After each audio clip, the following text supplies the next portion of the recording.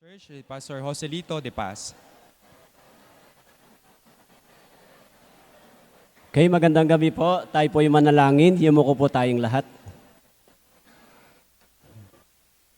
Mapagpalang Diyos, nagpapasalamat po kami sa dakilang biyaya na ipinagkaloob niyo po sa amin.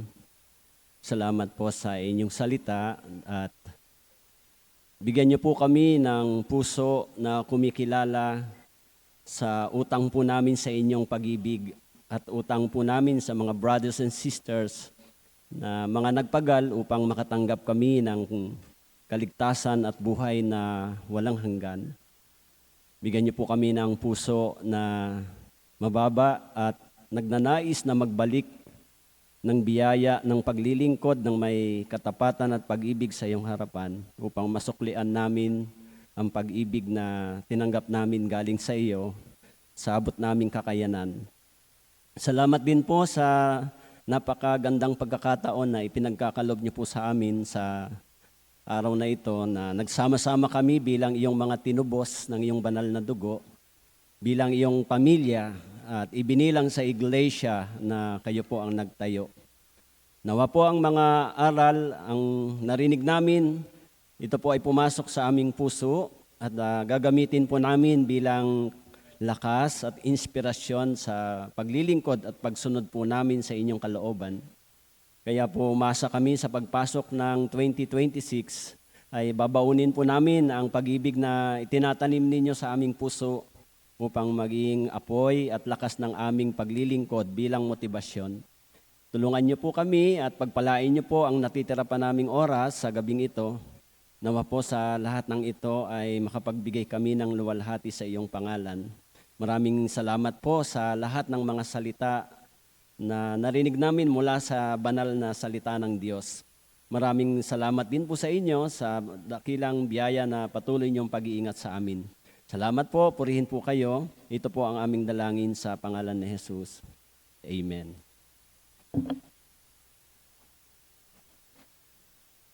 So maraming salamat po, Pastor Joselito. So sa time na ito, dadako na po tayo sa ating mga presentation. Gaya po ng nakaschedule. Ang una pong magbibigay ng ating presentation po mula po sa ating Marilao Church. Magbibigay po sila ng napakagandang awit papuri, kaya palakpakan po natin Marilao Church.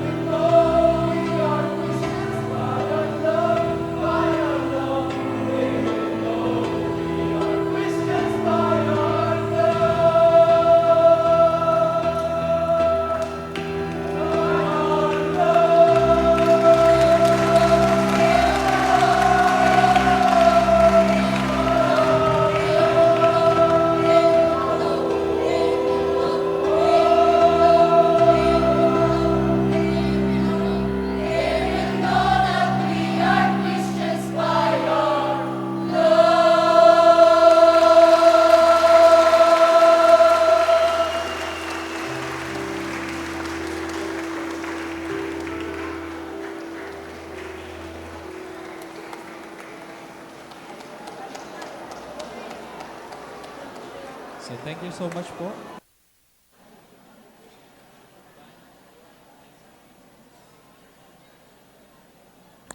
So maraming salamat po sa ating Marilao Church. So nagulat ho ba kayo sa presentation po nila? Yes. So this time, magkakaroon po tayo ng inauguration video po muna. Nagkaroon po ng inauguration, yung pong church building natin nakaraan sa Anga Church. At karamihan po sa atin ay marahil hindi po nakadalo. Kaya chance po natin ito para mapanood kung paano po nagsimula yung ating pong church sa Angat, doon po sa area po ng Bulacan. Kaya panoorin po natin yung kanilang video presentation.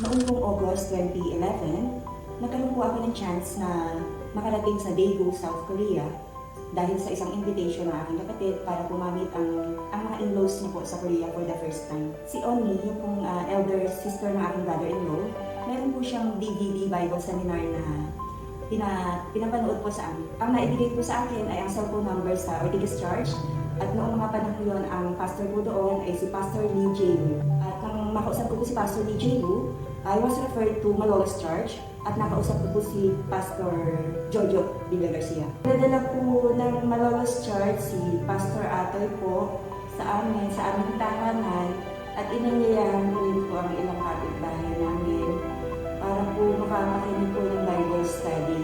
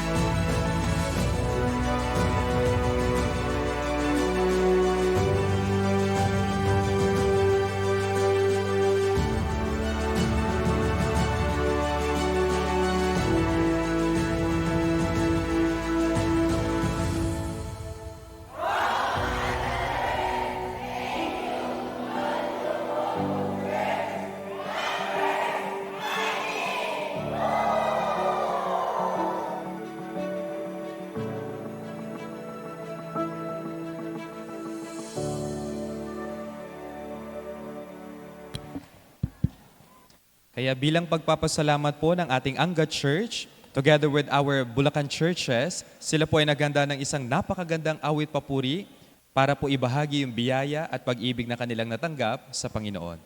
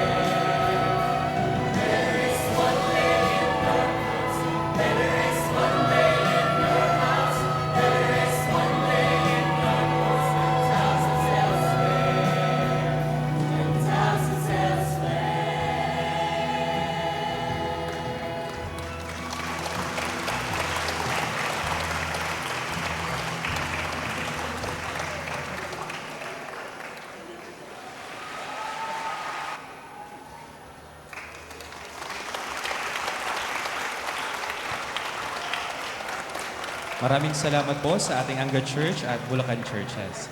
So muli po, palakpakan po natin sila. Maraming salamat po.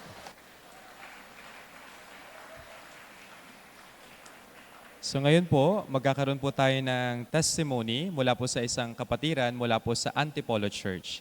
So tinatawagan po si Brother Gian. Brother Gian.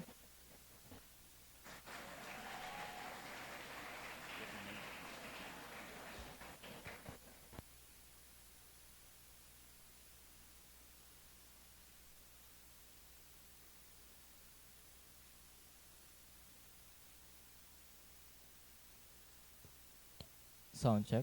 Mic test. Okay na po. Sound check.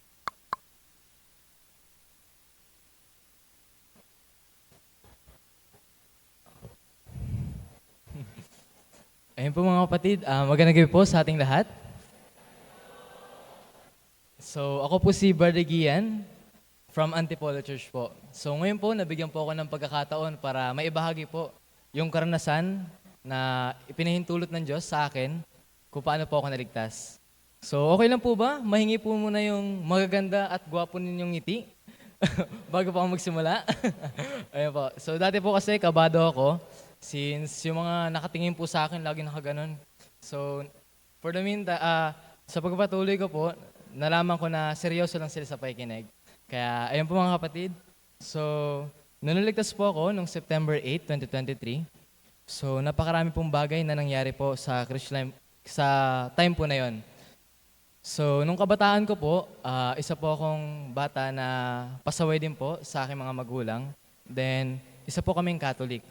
So habang nag-scroll po ako social media before, napadaan po ako sa isang video na naghahayag po na hindi po pinapahintulot ng Diyos sa Biblia yung sumamba sa Diyos-Diyosan. Kaya before po, may tanong din po sa isipan ko noon, ano ba talaga yung katotohanan? Ano ba talaga yung dapat sambahin?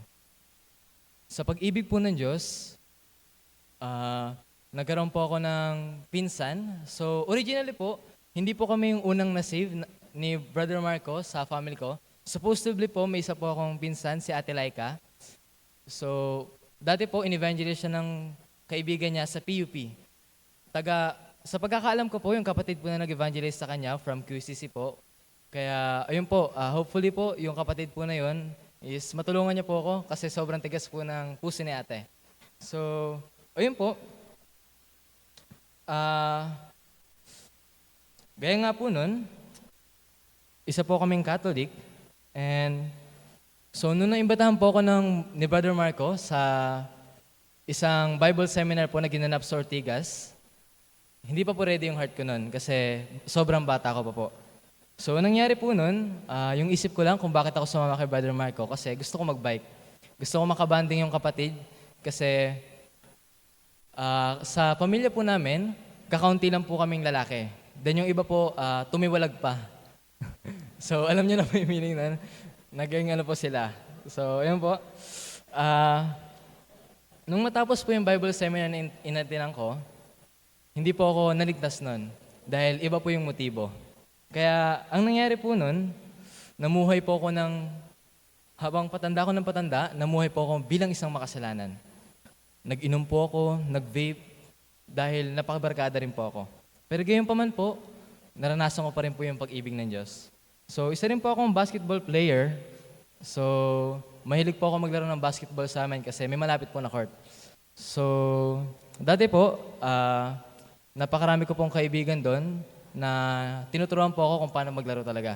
So dumating yung time na sumasali na po ako sa mga event and sa mga liga. Then nabubuo rin sa puso ko yung pangarap na maging gaya ni Terence Romeo. So ano lang po siya, kumbaga pangarap lang po. Pero alam ko po na hindi siya matutupad kasi maliit po ako. Pero ganyan pa man po, ayun po yung pangarap ko before. Then, anong nangyari po nun? So, dahil gusto ko nga po maglaro sa mga big na liga, sa malalaking liga po sa buong Pilipinas, nag-training po talaga ako and nagsikap po ako para gumaling sa paglalaro.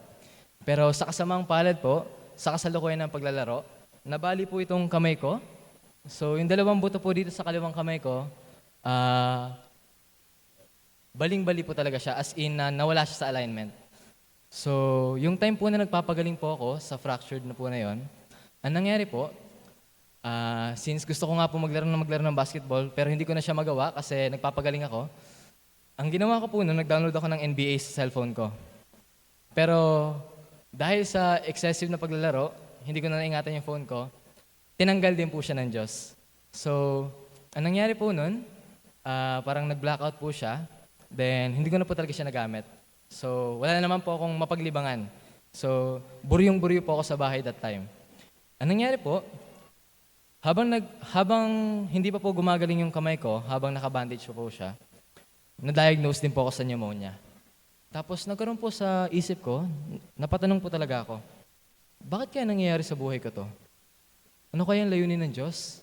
Ano kaya ang layunin ng buhay na to kung bakit nagkakagulo? Ba't sobrang gulo ng buhay ko?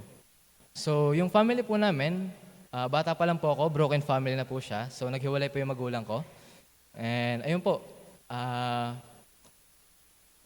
since naghiwalay po sila, medyo tight po kami sa budget.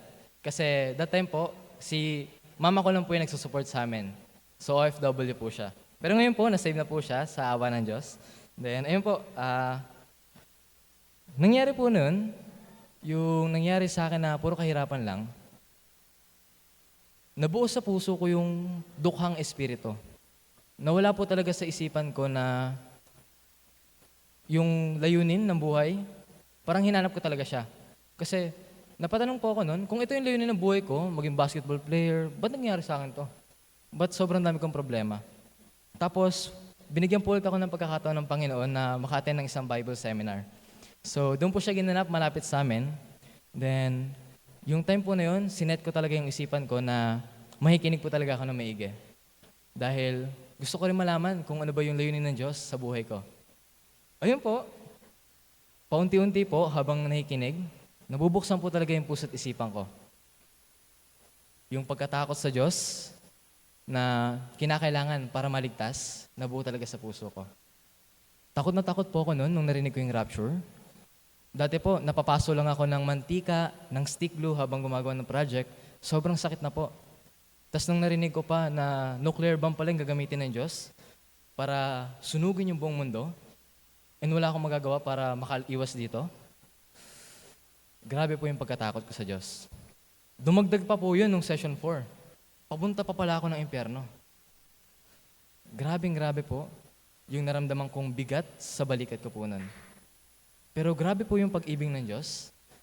Nung session 5 po, lahat ng kahirapan, lahat ng kalungkutan na nadama ko habang nakikinig, napawi po lahat.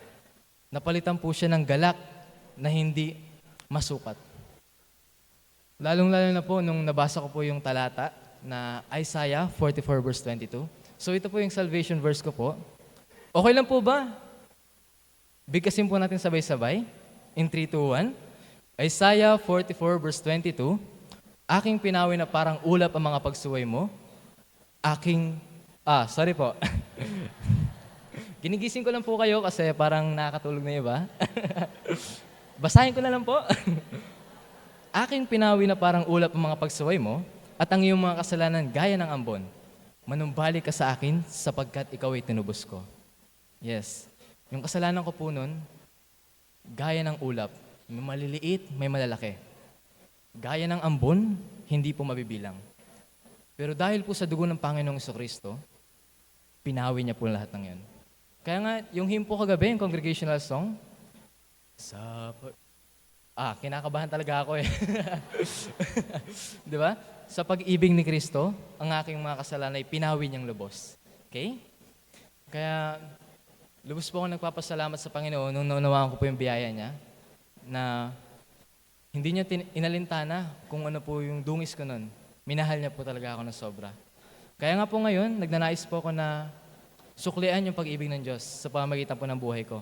Although na hindi ko siya kayang suklian fully, pero naniniwala po ako na kaya ko pong bigyan kasiyahan yung Diyos dahil anak niya po ako. Then, ngayon po, habang nagpapatuloy po ako sa Christian life ko, na-realize ko po kung gaano ko iniibig ng Diyos sa buong buhay ko. So, di ba, gaya po na nasabi ko kanina, broken family po kami. So, nangyari po nun, sa pagpapatuloy ko, nalaman ko na hindi po pala talaga maliligtas yung mga magagaan yung buhay sa mundong to.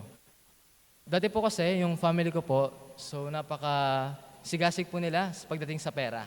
So, businessman po sila mama at papa, nagnegosyo po sila sa talipapa. So, medyo umaangat-angat po yung buhay namin that time, pero sa kasamang palad nga po, or sa kabutihang palad, nagkahiwalay po sila. Pero yun po, hindi ko sineselebrate na nagkahiwalay sila. Sineselebrate ko po yung kung gaano po kumilos yung Diyos sa buhay ko. So, ayun po, may naisa lang din po ako ibahagi. So, that time po na naligtas po ako, yung puso talaga na nagnais na masuklihan yung pag-ibig ng Diyos na sa akin po. Naalala ko po nun yung isang testimony ko po sa Ortigas Church pa po. Isang praise lang po yun, or isang sentence lang po, nais ko pong maligtas yung lola ko. Pero dahil sa kakulitan ko po, kalokohan ko, pumasok po yung kasalanan sa akin. So, nagkaroon po ako ng girlfriend before. So, hindi ko po ito kinukwento para kiligin po kayo ha. Baka maka-counseling po kami. So, yun po. Nagkaroon po ako ng girlfriend before. Originally po, wala po talaga kaming connection. So, kaklase ko po siya dati, nung elementary pa po ako.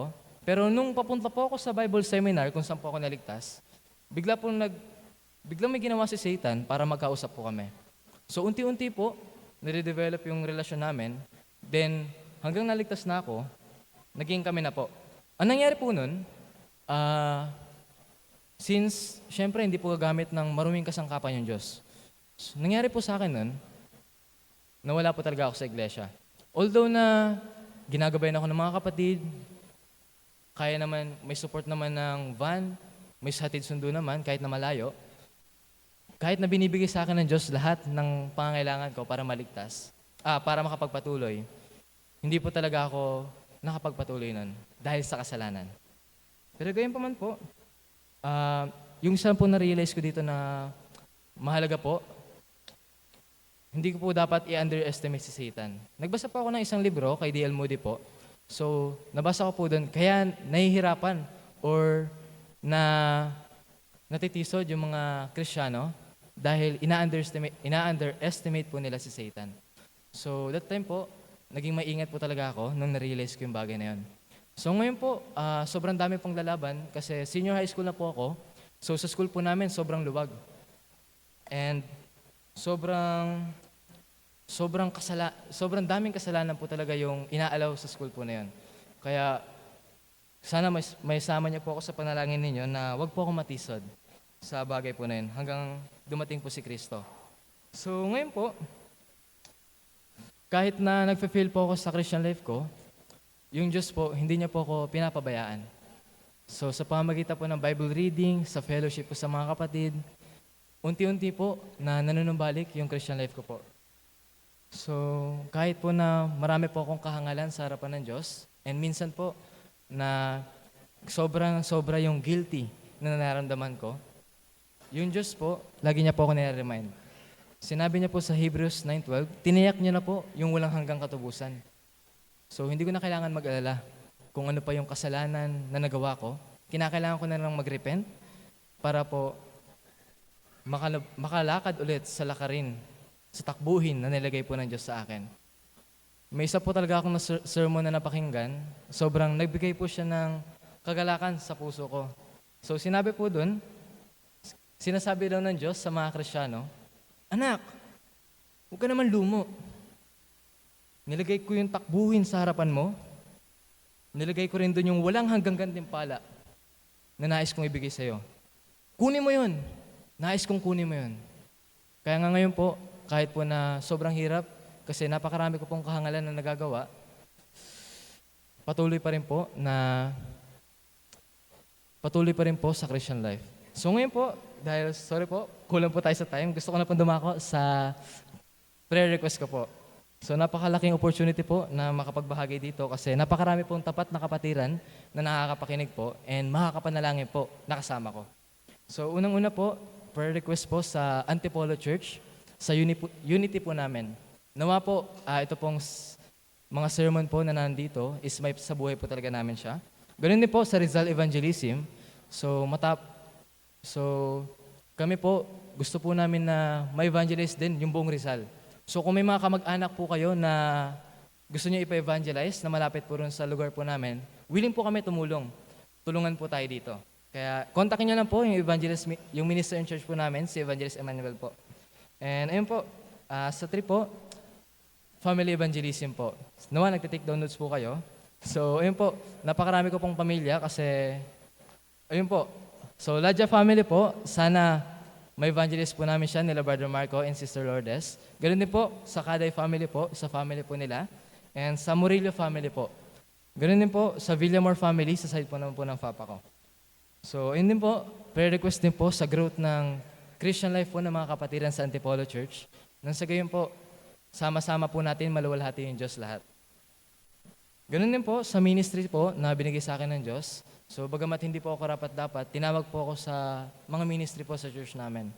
So ngayon po, kasalukuyan po na ako po yung punong lingkod ng high school group po namin. So naniniwala po ako dahil po sa pag-ibig ng Diyos, hindi ko po ito magagawa nang wala po ng tulong niya. Kaya sana tulungan niyo po ako sa pamamagitan ng panalangin po ninyo. Ganun din po, prayer request po sa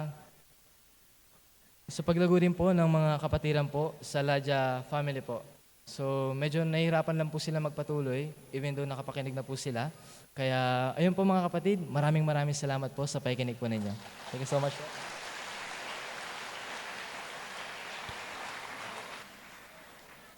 So maraming salamat po, Brother Gian. So gaya po ng alam mo natin, sinabi po ng Biblia na napakahalaga ng kaligtasan ng isang kaluluwa.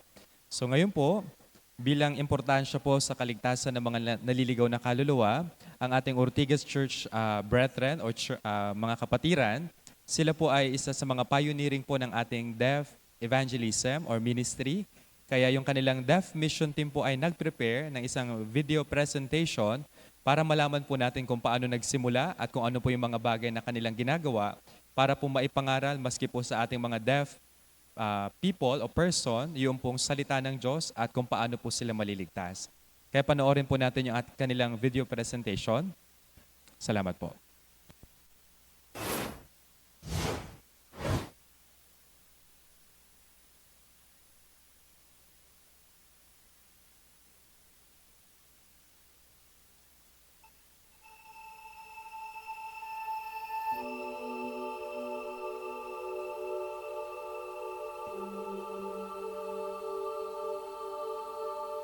The Deaf Mission Team was established when God moved the hearts of several members of Ortigas Church to bring the gospel to all people, including the deaf community.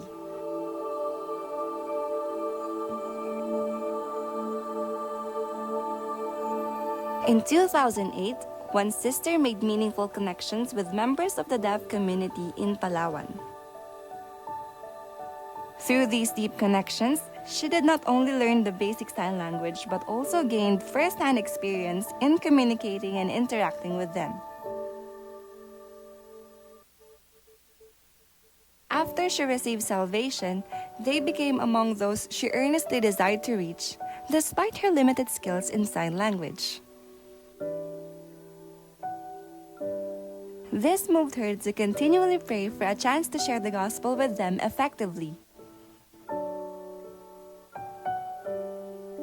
In 2018, she and several members asked for guidance in order to enroll in formal training in sign language.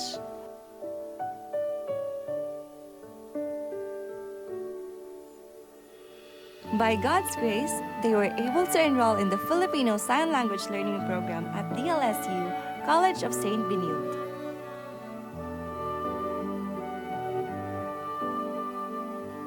There, they expanded their knowledge of sign language and developed a deeper understanding of deaf culture.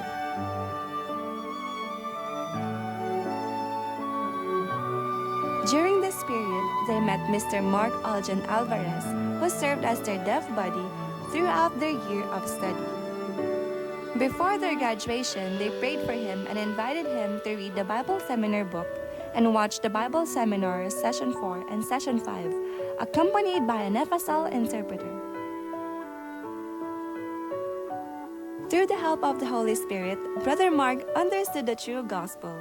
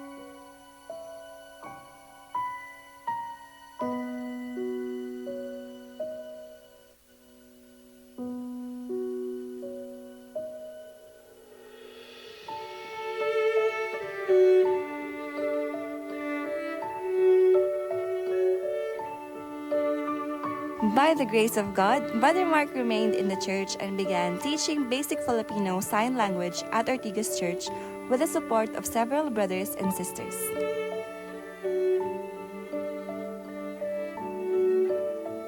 This marked the beginning of FSL Workshop, which was attended by brethren who voluntarily participated in this ministry.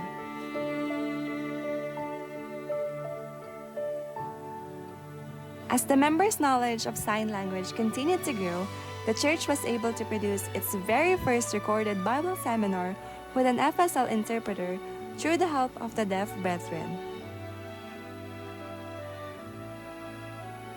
To further support the spiritual growth and church involvement of our deaf brethren, a small group was formed to guide them in understanding the Word of God.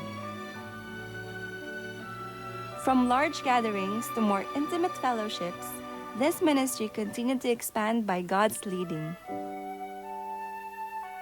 In this setting, our deaf brethren developed a deeper knowledge of the Lord through the Word of God, with the support of our interpreters.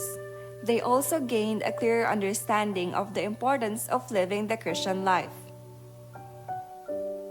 As a result, many of our deaf brethren started inviting their family members and friends from the deaf community to understand the gospel as well.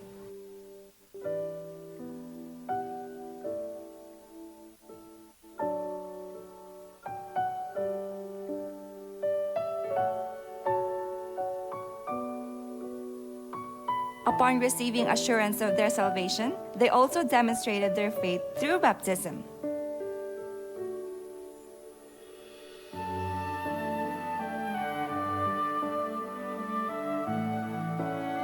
Under God's guidance, the Lord enabled our deaf brethren to participate in our fellowships, both in person and online.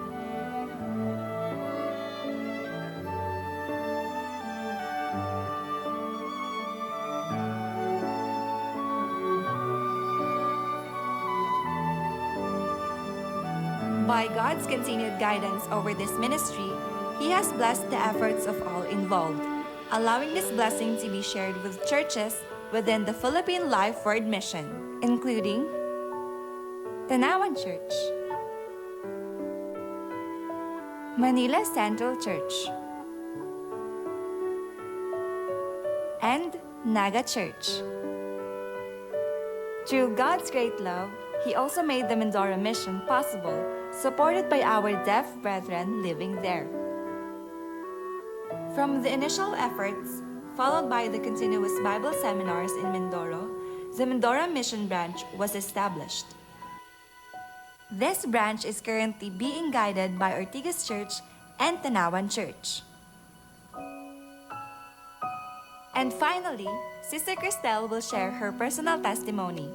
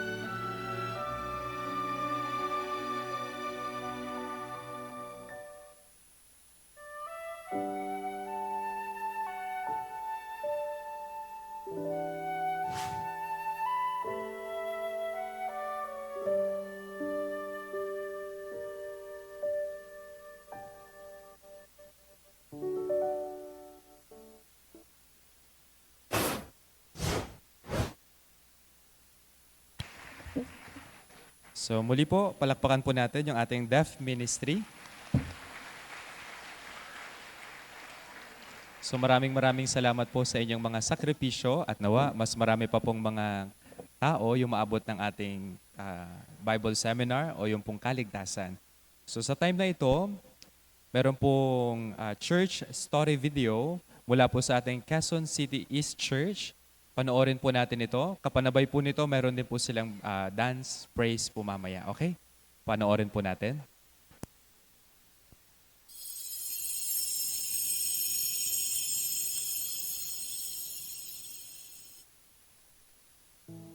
Sa kalooban ng Diyos noong July 2022, ang Quezon City Church ay nagsimula ng isang bagong kabanata bilang isang independent church na ginagabayan ng mga pusong puno ng pananampalataya. Nagtipon sa tahanan at sa espasyong ipinahiram, sama-samang nagtiwala na ang Diyos ang tutugon at gagabi sa bawat hakbang.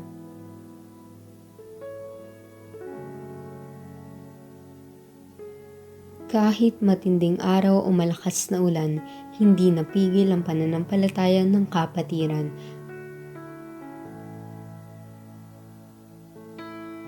Patuloy kaming sumulong, hindi natinag ang aming pananampalataya at mas lalo pang pinalakas ang aming espiritu. Sa pagsubok, tahimik kaming hinubog ng Panginoon at inihanda kami para sa bagong lugar. Matapos ang Bible seminar sa tahanan ng kapatid na aming pansamantalang pinagtitipunan, matagumpay itong naisagawa, bunga ng panalangin at sakripisyong nagbuklod sa amin, at ang lugar na ito ay aming natagpuan. Ito ay pinagkaloob niya, ang aming nooy pangarap na lugar na pagtitipon sa biyaya at pagkilos ng Panginoon, ito ay nagkatotoo. Dahil sa pananampalataya ni na Senior Pastor Hong Unsuk, Evangelist Mark Muros, sa pagkakaisa at pagtutulungan ng mga kapatiran, kami ay dinala ng Panginoon sa lugar na ngayon ay Quezon City Church, puno ng galak at pasasalamat.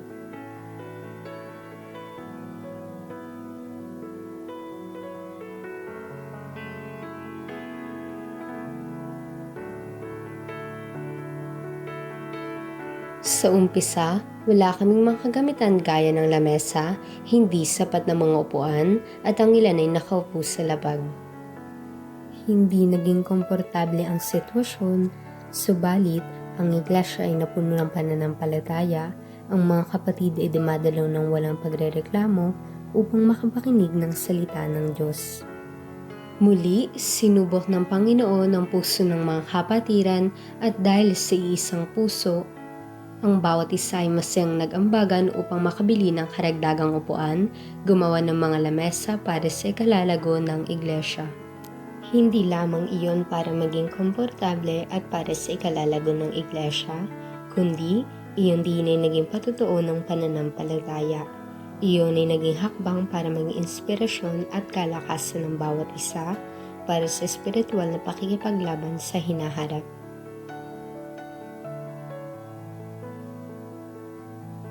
Ipinadala ng Panginoon ang Kimpo Church Mission Team upang ipaalala sa amin ang tunay na buhay Kristiyano, isang buhay na may sakripisyo, matibay na pananampalataya at taus-pusong paglilingkod sa Panginoon.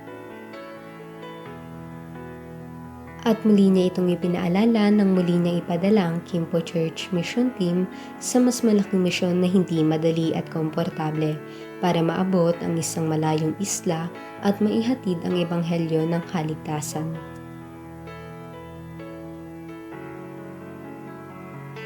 Sa pagkakaroon naming muli ng panibagong gathering place, ipinaalala sa amin ng Panginoon na ang bukas na ugnayan, tapat na komunikasyon at pagkakaroon ng taong handang gumabay ay tunay na biyaya mula sa Panginoon. Ang ating Senior Pastor Hong Unsuk ay naging malaking instrumento sa prosesong ito, kasama siya sa paghahanap, sa panalangin at sa pagbabahagi ng aral. Ito ay bunga ng kanyang taos-pusong pagmamahal sa Diyos, pagmamahal sa kanyang mga kapwa manggagawa, pagmamahal sa mga kapatiran, at gayon din sa mga nawawalang kaluluwa. Ipinakita din sa amin ng Panginoon na kapag may pagkakaisa, pagpapakumbaba, at kung may pusong handang matuto, higit na makapangyarihang gagawa at kikilos ang Panginoon. Ang bawat kabanata ng Quezon City's Church ay sinulat ng biyaya ng Diyos. Bawat alaala ay buhay na patotoo ng kanyang katapatan. Habang inaalala namin ito nung may pusong nagpapasalamat, tumitingin din kami ng may panibagong pananaw at matatag na pananampalataya. Habang pinagbubulayan namin ng katapatan ng Diyos sa nakaraan, inihahanda naman namin ang aming mga puso sa kanyang panibagong pagtawag. Bilang iglesia, hangad namin maging kamay at paa ni Kristo, inaabot ang mga naliligaw na kaluluwa, nag-aalay ng habag at naghahatid ng kaligtasan. Nang may pananampalataya, ipinagpapatuloy namin ang pagpapalaganap ng Ebanghelyo. Sa pamamagitan nito ay mas pinapalawak pa namin ang aming gawain at pinapatibay ang aming mga espiritu para sa espiritual na laban. Habang lumalagaw ang aming simbahan, ang mas malaking gusali ay tanda ng aming paghahanda sa gawain ng Diyos at sa pagdating ng kanyang mga tinawag. Ang mas malaking gusali ay nagbibigay daan upang tanggapin ang mas maraming naliligaw na kaluluwa, maging tapat sa binibigay ng Diyos at maghanda para sa mas maraming gawain. Ito ay hindi lamang mananatiling hangarin o pangitain sa amin, kundi ito ang aming pagkatawag. At ito ang aming kwento, ang aming paglalakbay sa pananampalataya, ang aming espiritual na laban, at sa pamamagitan ng biyaya ng Diyos, kami ay magpapatuloy. Ito ang kwento ng Panginoon na aming isa sa katuparan sa pamamagitan ng aming iglesia.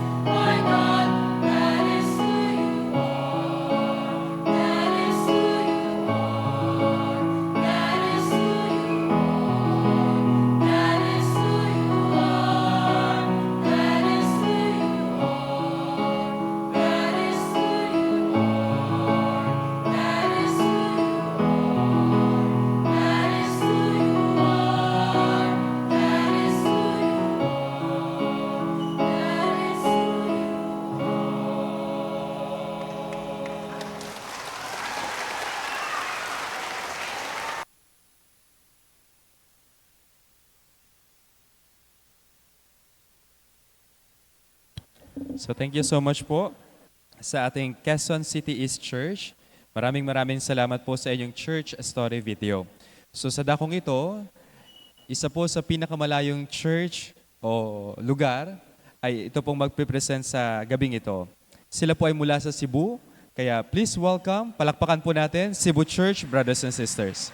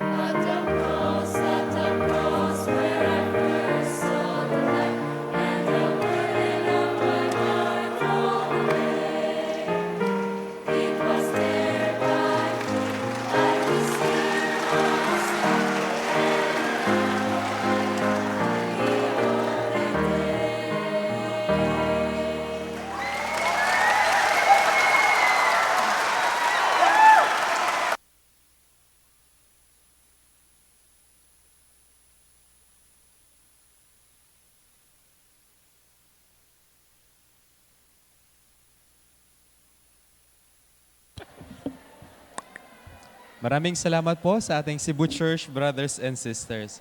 So meron na po ba kayong praise na Bisaya na natutunan? Okay. So sige po, para sa ating kasunod na schedule, panoorin po natin yung video presentation ng ating Lapidary Church regarding po sa ating team drama po. So panoorin po natin nasa screen.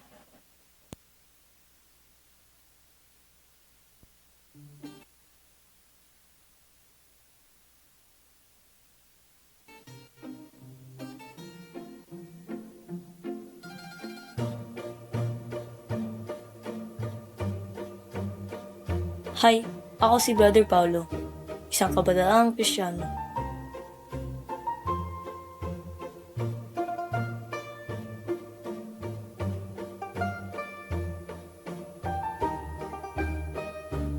May nabasa akong utos ng Diyos na bababasa natin sa Aklat ni Juan, chapter 13, verse 34. Isang bagong utos ang sa inyo'y binibigay ko, na kayo'y magmahalan sa isa't isa. Kung paanong minahal ko kayo, magmahalan din naman kayo sa isa't isa.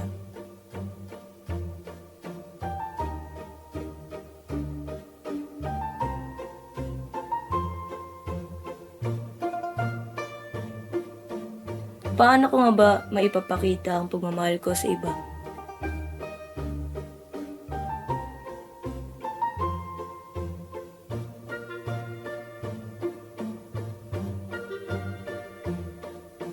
Aalamin ko ito sa tulong ng Biblia. Kaya samahan niyo po ako sa pagkilos ko na ito.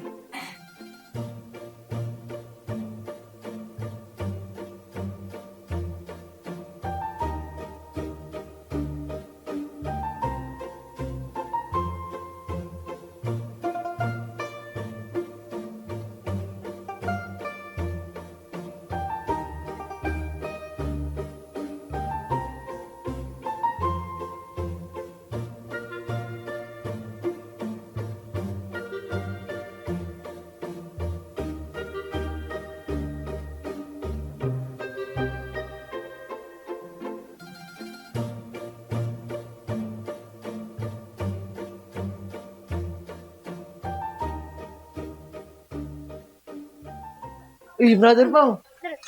Kumusta ka, brother? Saan ka punta? Doon na mag-evangelism, Kasi, malapit na yung, natin, Bible seminar. Tsaka may nabasa din ako sa unang Korinto, chapter 9, verse 16. Kabag-abag ako, hindi ko pa pangarinig ako ngayon. Sama ka? Sige, sige. Tara.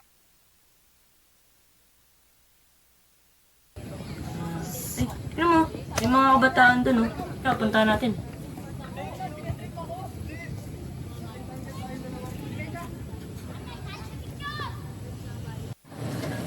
Hello po. Pwede ko po kayo makausap sa kanya. May share lang po ako sa inyo. Ay, sorry. May ginagawa kasi kami. Siguro next time na lang. Oo nga, next time na lang. Naabala na kasi kami. Rush na tong ginagawa namin. Sige po, sir. Ba't asa na naman yun? Ay, na naman ako. Yeah.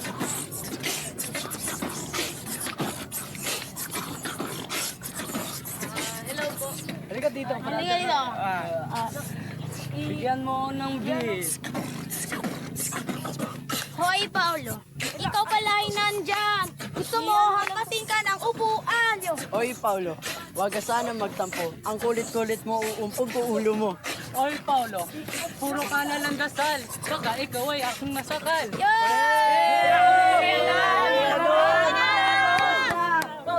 Doon ka na sa malayo. Doon ka sa far away. Bakit ganun sila? Nakakapanghina. Pero mali yun. Kailangan ko maging matatag. Kailangan ko maipahayag ang salita ng Diyos. Dahil kahabag-abag ako kung hindi ko ipangaral ang Ebanghelyo. At pag hindi ko ginawa yun, hindi ko maipapakita ang pagmamahal ko sa kanila na gaya ng pagmamahal ng Diyos sa sangkatauhan. Kaya, kahit anong pag-uusig ang aking danasin, magkapatuloy ako. Kahit anong problema ang aking matanggap, susulong ako. Kahit aking itong ikamatay, malulugod ko itong tatanggapin. Mamamatay ako para sa Ebanghelyo na gaya ng pagmamahal ng Panginoong Yesus dahil mas malaga ang isang kaluluwa kaysa sa anumang bagay. Kaya ikaw kapatid, magpatuloy ka. Gawin mo ang ministeryo ng pagliligtas. Mahalin natin ang bawat tao na tinubos ng Panginoon.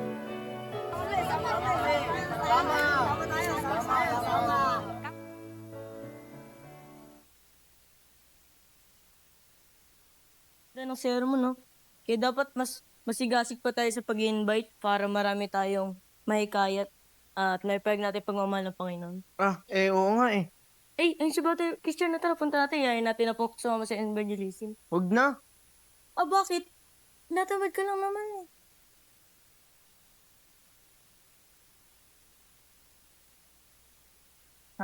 Brother Christian, kamusta po? Tama po kayo sa evangelism. Brother Christian. Ano yun, brother? Sama po kayo sa evangelism. No, kahit di na ako sumama sa ganyan, nagbibigay naman ako sa church. At malaki naman binibigay ko. Kung hindi malaki yung binibigay ko, di makapagdaos ng Bible seminar. Kaya nyo na yun. So sige na, brother, dito muna ako. May kakausapin lang ako customer. Mag-sponsor na lang ako sa Bible seminar na yan. Anong puga? Sige po, brother. So, brother, yan na lang brother. Yun naman pala, sponsor eh. Dapat love offering niya. Ay, magkaiba ba yun? Oo, ang sponsor. May halang pagmamataas nun. Pwede niya isumbat yung kaya na ginagawa niya. Ang labaw pa rin, bukod sa loob, walang hiniling ka pala. Doon mo masasabi yung pagmamahal mo sa tao at sa gawain. Ganun ba yun? Tara na, evangelism na tayo. Na naman, gusto ko na umuwi eh. Tara na, kaysa madatan ka ng Panginoon na wala kang ginagawa. Sige Sama ka na na nga. sa gawain. Bili na kayo, ma'am. Presyong divisoria lang po ito. Magkano po dito? 25 lang to, ma'am. Ito po. Sige, ma'am. Magkano po dito? Ito, 75 lang po. Isang dosena na yan, ma'am. Oh, ang dami, oh. Pwede mo siyang pang, Dito po ano, magkano? 45 lang to, ma'am. Sige na, bili ka na, ma'am. Ito, 75. Isang dosena na po. Yan. Wala man ng brand nito. Itong mga brand nito.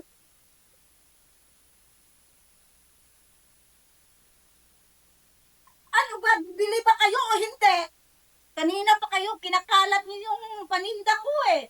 Tumitingin pa nga kami eh. Tingnan mo naman, ay wala namang brand to mga paninda mo. Tuyo pa tong susuglo mo. Ano ka ba? Ang sakit mo Nanggigigil naman. na ako sa'yo ah. Kanina nilalamog mo na yung aking paninda. Ang Wala sakit nang mo naman. bibili yan.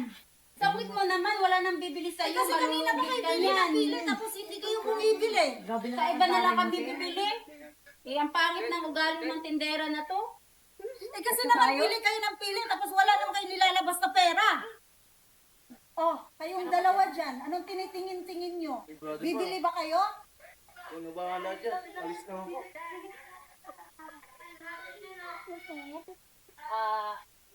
Ate, pwede po kayong makausap pa sa bitaw. Anong kausap? Tungkol saan yan? Pagtungkol sa pera, wala ako niyan. Wala pa akong benta. Ano po, tungkol lang po sa Tungkol sa Diyos, mayroon ganon? Ate, alam niyo po ba kung gano'n po kayo hinihingi? Anong iniibig? Sa dami ko ng problema, tapos sasabihin mo kung iniibig? Anong iniibig na sinasabi mo? Po malaman kung bakit po kayo hinihingi at kung bakit po kayo nakakaroon sa problema. May ibig sabihin po. Anong ibig sabihin mo?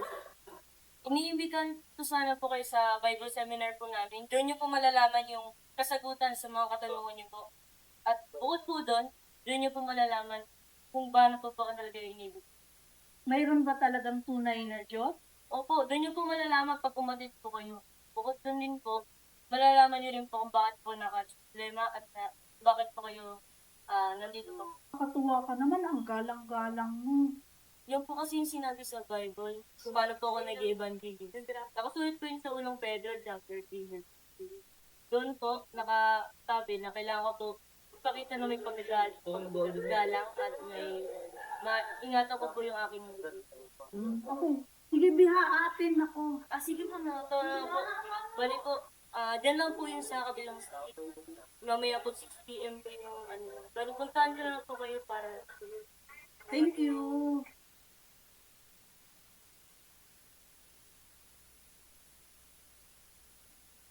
So ano po ba yung rapture?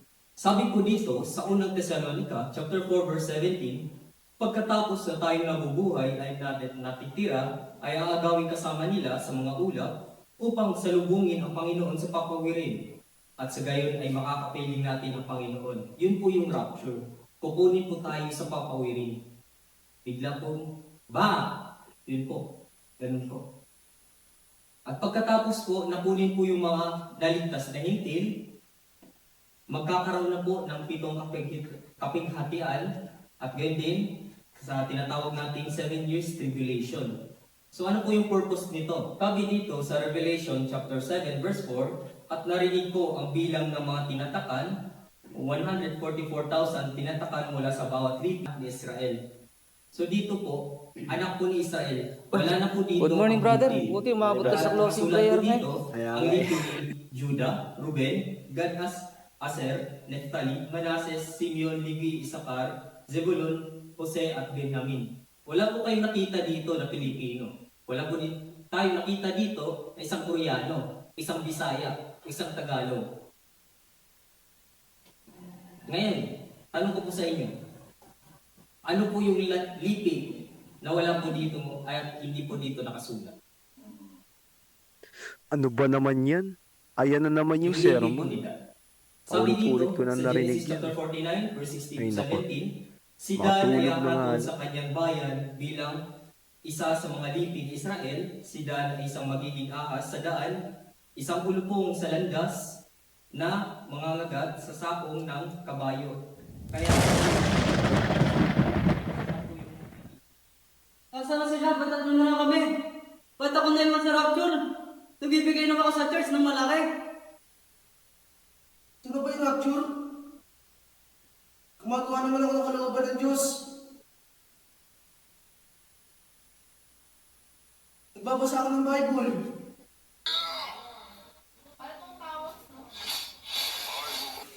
Nag-evangelism ako. Bakit? Bakit?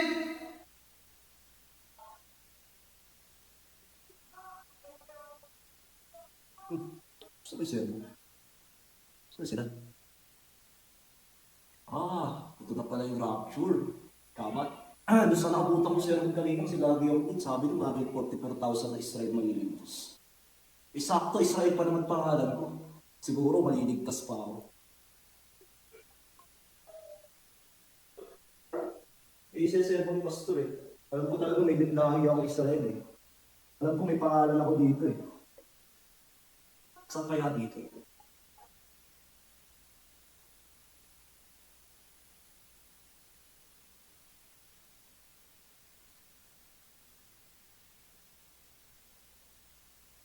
Alam ko talaga eh, lahi ako medyo eh. Kaya ka Israel pangalan ko eh. Wala ko mga kaibigan.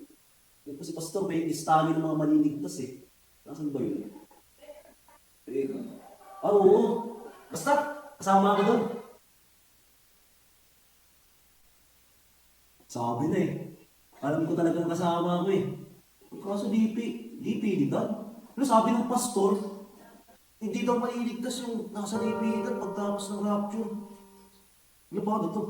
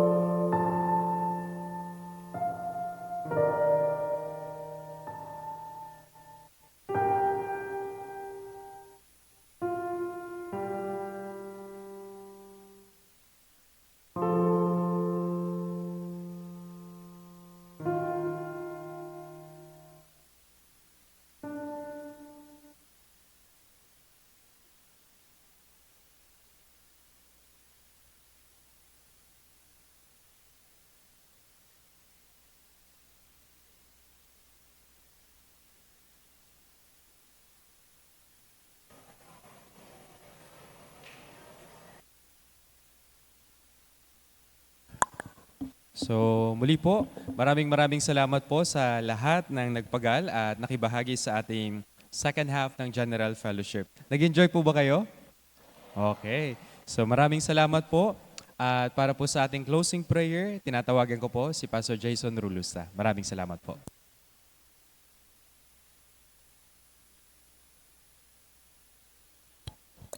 Okay ho, so let's pray together. Manalangin na po tayong lahat. Dakilang Diyos, makapangyarihan sa lahat, Ama, maraming salamat po. Salamat sa buhay na walang hanggan na ipinagkaloob niyo po para po sa amin. Salamat po sa patuloy niyong pagmamahal sa amin sa pamamagitan po ng Iglesia, kung saan patuloy po naming natatanggap ang supply ng words of God para po sa paglago ng aming mahihinang pananampalataya. Salamat sa mga nakaraang sermons, sa mga fellowship, sa pamamagitan po ng New Year Retreat. Hiling ko po, Panginoon, na nawa ang mga sermon ay tumatak sa aming puso at magamit po namin in preparation for the upcoming 2026. Bigyan niyo po ng maraming pagpapala ang mga kapatiran sa pamamagitan po ng mga sermons sa New Year Retreat na ito. At nawa, Panginoon, mas ma-realize po nila ng mas malalim ang pag-ibig ng Diyos upang pag-uwi po namin sa kanya-kanyang churches ay maisabuhay po namin ito at mas magamit pa, lalo na sa evangelism para sa kaligtasan ng mas maraming kaluluwa. Sa lahat po ng remaining schedule po namin hanggang bukas, inilalagay po namin ito sa inyong makapangyarihang mga kamay, Ama. At nawa, Panginoon, magkaroon ng pusong nagpapasalamat ang bawat isa sa pamamagitan po ng retreat na ito. Ibabalik po namin ang pinakamataas sa papuri at pasasalamat sa inyong dakilang pangalan, aming Panginoong Diyos. Ito po ang aming dalangin sa pangalan ni Jesus na aming Panginoon at tagapagligtas. Amen. Maraming pong salamat.